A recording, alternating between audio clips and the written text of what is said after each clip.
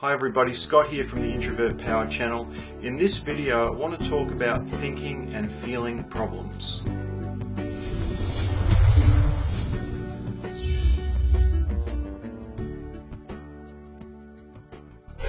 So what I mean by thinking and feeling problems is the issues that people who prefer thinking can have and the issues that people that prefer feeling can have.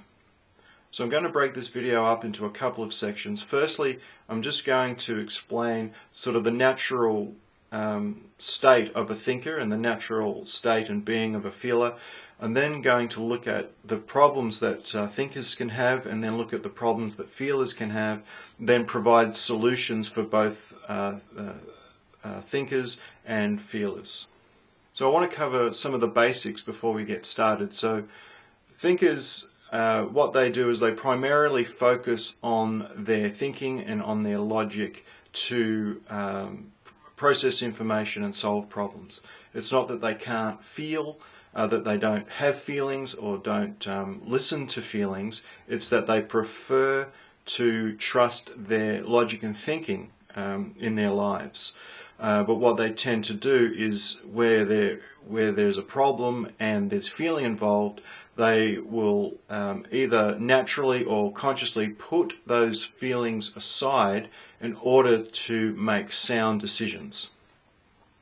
With feelers primarily focus on their feeling, on their gut feel when making decisions. So again, it's not that they don't have thoughts, that they don't have logic. It's that they make better decisions when they focus on the feeling, on their gut feel of a situation. So when I talk about thinking problems, essentially what I'm talking about is when a thinker is actually using their logical structure and system to avoid what needs to be felt. And what I mean by that is, on one hand, a thinker will naturally want to move feeling aside, both within themselves and the feelings of others, to make decisions.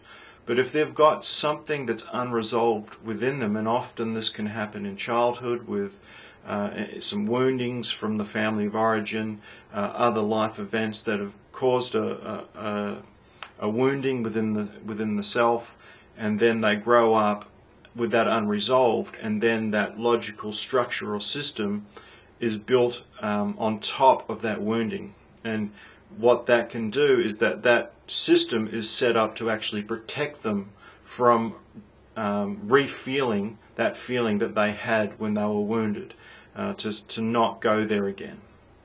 Now, I should put out there that this sort of topic can be very difficult for thinking preferred people, people that have a preference for the thinking, because they pride themselves so much on their ability to logically work through things, and to suggest that they might be using that to avoid dealing with a problem can be really difficult to take. And of course, not every thinker does that, but thinkers are not immune from emotional wounds. So when their structure is set up to protect them from dealing with that wound, even like almost in all cases, beyond the conscious awareness of the person. Hence, it's such a shock to even suggest that they might be not dealing with a problem. So an example of this would be, let's say the person lost a loved one, lost a parent or a sibling early on in life, and wasn't able to deal with it for whatever reason. So they weren't able to work through the grief. So they're going to have unresolved grief deeper down that then is influencing their logical processing to some extent. It'll be the logical processing becomes a defense mechanism to not feel the grief, or to not go there again. So a person that prefers thinking may use their logical system to justify avoiding grief, whether it's that past grief or grief that's coming up in the here and now, that will cause them to sort of lock down into their logical system in order to not feel the feeling in the present or the historical grief that hasn't been resolved. So in a sense, a healthy thinker will be dealing with life, noticing the emotions that are involved in a situation, and choosing to put them to one side, and then focusing on their logic to resolve problems and sort things out. Where it gets complicated is where there's a wounding that logical system is kind of covering, and then they use that structure to avoid emotions that actually need to be acknowledged, that need to be felt. And that essentially is the problem. So I've already hinted at it already, but I'll just explain the three reasons why thinkers find this such a difficult area to come to accept might be happening to them, and why it's really hard for them to address it. So the first one I highlighted earlier is they take a lot of pride in their ability to logically process things. So to suggest that there's something wrong with their logical system would be an offense to them, and quite rightly so in a lot of respects, because it's where they live and breathe. It comes really naturally to them. So to suggest that there's a problem with it, it can be really hard to receive, especially if it is set up to actually avoid the very issue that's being highlighted might be there. Then that system will be designed, that logical system will be designed to defend those suggestions away. The second reason would be trying to highlight that there might be an unresolved emotional wounding to a thinker. Their natural process will be trying to remove the emotional content from the conversation to understand, which is kind of going against the very thing they need to do, which is to welcome the feeling that's being discussed, or to go back to where there was a wounding and to look at it and explore it. And the third reason, which I just mentioned before, which is the system's actually designed to avoid pain, so that logical system will be trying to defend their logical system so that they don't feel the pain. So it can be quite a difficult and challenging place for a thinker to be. What's ironic about this is there's a principle that whatever we're not consciously aware of ends up controlling us. So if we're not aware that we carry fear, then that fear will most likely be driving us in some way, or we'll be naturally doing things to reduce that fear or to avoid situations, and we might not even be aware we're doing any of that because we're not even aware that we're in fear. So it's ironic that for a thinker with unresolved emotional wounds could actually be driven by the emotions that they're not aware of or acknowledging, and their logical structure, their system of logic, is actually designed to defend that position. And if a thinker's wounds are threatened in any way, then that system is going to try and protect them from that wound being discovered or refelt in any way. So that very system will be there to defend themselves, or defend it from feeling that again. So a way of potentially identifying somebody that might have this issue going on, I think it can be a difficult thing to identify, and there's certainly problems of misreading thinkers in this way. So it's to be done with caution. But I think a way of potentially identifying that this could be going on is a overly defensiveness from a person that has a preference for thinking. So it's like overly sharp or overly defensive, where it's not that thinkers can't be open. You know, they'll be wanting to build upon their logical system, and so there would naturally be an openness to wanting to tweak their logical processes. So if there's a really strong, rigid position, maybe even like a stone face, that sort of thing, that they could be some signals that something is being, deeper down is being did that they may not even be aware of. Another way of identifying it could be anger. They display quite a bit of anger, a bit, in a sense, sensitive, touchy. That would be probably on the more extreme end of this problem. But there could be just that feeling of anger coming back at you if you're getting too close to a wound that might be there. Having said all that, it could just be that you're pushing against their system, their logical structure, and you're just hitting you're hitting up against that structure that they're not willing to dismantle in any way, and they're sort of pushing back, sort of rejecting having their structure questioned in any way, and which would be a natural thing for a thinker to do. So I think it requires a lot of sensitivity to be able to discern whether a person's defending their logical system, and whether they're defending, they're using their logical system to defend and protect the wound that's deeper down that they're not aware they're doing. Okay, so now I'll look at feeler problems. What can cause a feeler some problems? So feelers, again, they naturally are in tune to feeling, whether it's their own inner feeling, their own emotions, or the emotions of those around them. They're going to be sensitive to that, wanting harmony, and will be trusting that when making decisions, when making observations.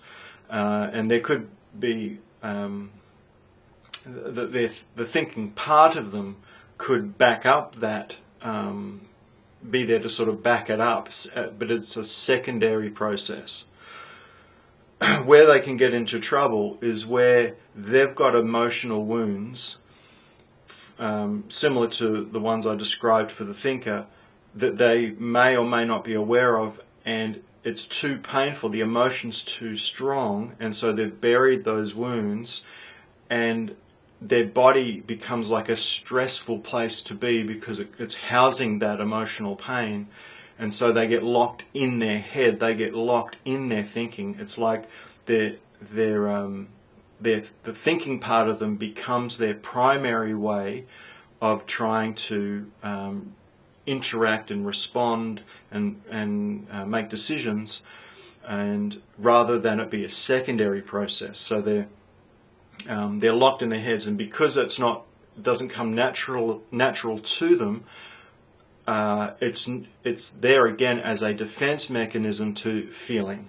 So they're doing it to not listen or to feel their feelings. So they can be really stuck. A feeler can be really stuck when they're in that place. Again, a feeler that is doing that is most often has no idea that they're doing that at all, because they've been doing it probably from when they were a child. So it would feel natural to them, even though it's actually quite an unnatural process for them to be doing. For a feeler, there could be some more unique reasons or complications to this issue from a cultural perspective. That logic, especially in the Western world, logic and reasoning is very much pushed and prized in the culture, and so for a lot of feelers, they can grow up being told either explicitly or implicitly that their feelings are inconvenient, or they're too sensitive, these sorts of things, so they learn to shut their emotions down. And that could be the wounding rather than an actual event. It could be the culture that's kind of caused the feeler to shut their feelings down. They've been shamed for being a feeler in a sense, and they've been trying to develop this secondary process, but it's just going to be clunky. It's a form of defense rather than a way of really resolving things and moving forward. So some ways to identify if a feeler is doing this, and some of it is kind of some sort of acute observations that you could sense that they're just cut off from their body, because our body sort of carries emotions. It's the body that remembers the emotional content of things. And you could get the sense that they're not like they're living from here up. They're not almost like, the way I am in the camera. They're just cut off from the rest of their body. And when you ask them feeling questions, they respond with "I think" responses, and they respond from their head. Another way of identifying it is if they're smiling a lot. Smiling can be a common defensive way, a way of defending or protecting themselves from the emotions that they don't want to feel, or they don't want you to see. So, a way of noticing that, because, sometimes those smiles could be real and genuine, but if we're talking about difficult things, or we're talking about painful things, and there's smiling happening, that's usually a key that they're trying to convince you that they're comfortable, or they don't have an issue, or they're trying to convince themselves they don't have that problem. So the smiling can actually trick the brain into thinking they're not feeling that feeling or have that issue. So that's a common way of identifying a feeler that might have some unresolved issues there. Another way could be that there's just a lack of feeling that's being displayed from the feeler. Like, you just don't really pick up that they're connected to their feelings or your feelings. Like there's a kind of a neutral kind of coldness there that sort of suggests, where is this person? If they're a feeler, where are their feelings? So looking at some possible solutions for thinkers that might have some emotional wounds that they're not addressing, is to essentially logically separate the two processes. So one is their ability to ignore and put aside feeling in order to address issues, and not reject that process, because that's a natural, healthy process. So it's kind of becoming aware of that process, and on one hand, and then at secondary, looking at, okay, logically speaking, could there be some emotional wounds based on what I went through as a child, or that event that happened to me? How did I address it at the time? So again, back to the grief example, if they had lost someone, what happened when they lost that person? Were they able to talk about it? Did they go to the funeral? Were they able to cry about it? Did they have a family that kind of checked in to see how he was going, or she was going? All of these sorts of pieces of evidence that would suggest that grief was helped to be worked through, versus did none of those sorts of things happen, which might suggest that was an emotional wound, an emotional situation that wasn't through, and so it's in them somewhere, and they need assistance to work that through, to get back in touch with it. So it's noticing the two places, the natural thinking and putting aside feeling, and that's fine and normal and natural, but then let's be open to feelings from the past that we might be suppressing or disconnected from that need to be processed. And if the thinker is able to get to that place of, yes, okay, these things did happen to me, this is what happened as a result of those things, perhaps they are to some extent an unresolved issue within me. Okay, then what do I do to address those things? And often, not necessarily often, but it's possible that a thinker in that situation would need assistance to get there, because they've spent a lifetime using their logical structure, not going there. And it will all depend on the nature of the wounding, about what it is that they need to do to get there. But I think the first step is about, I guess, acknowledging that perhaps there is something there that needs to be addressed, and then the second step is, okay, what do I need to do about it? So ways forward for feelers that may have this issue of being disconnected from emotions and stuck in their head, stuck in their thinking. Similar for the thinker, this step one is self-awareness, sort of observing the self, noticing their language, noticing what they're doing, being aware that they're responding with thinking language as opposed to feeling language, and then asking themselves consciously, I wonder what it is that I feel about this question or feel about this situation, as opposed to what do I think. Again, a feeler may need someone like a mirror in front of them to help them to recognize what they're doing, someone to bounce that off so that they're able to observe themselves and get clarity on what's going on in their thinking versus what's going on in their body, what's going on in their emotions.